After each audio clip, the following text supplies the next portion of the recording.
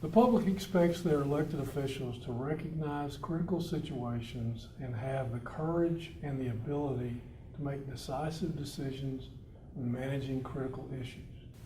I came to Terrell from Garland PD. What I found was that Terrell PD was housed in a facility that was totally inadequate and clearly not safe. The old building was built in the 1970s when Terrell had around 20 people working in the police department.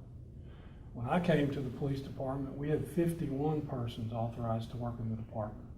There were 4 cells designed to hold 8 people. There were times when we had as many as 20 people held in the small facility. There were no physical barriers to prevent people from literally walking from the cell areas of the jail into the areas where the officers were working, processing evidence, and more importantly, carrying their weapons. Why did the city let things get this way?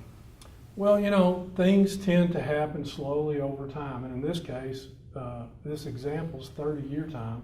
To convince the city leaders of how risky and unacceptable things were was an especially difficult task, as we were in the midst of the Great Recession that had just hit the country. When the city financial situation began to improve with a better economy, we got started planning a facility. The modern police building is an extremely complex facility.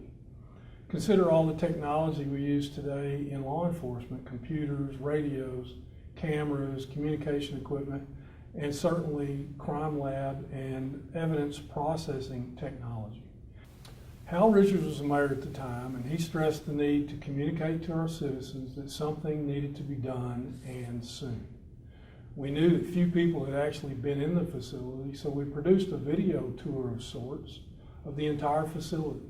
We then made the video widely available to the community on the internet. As you would expect, people were shocked. After the response from the citizens, Hal and the rest of the city council told the city manager to get the project moving.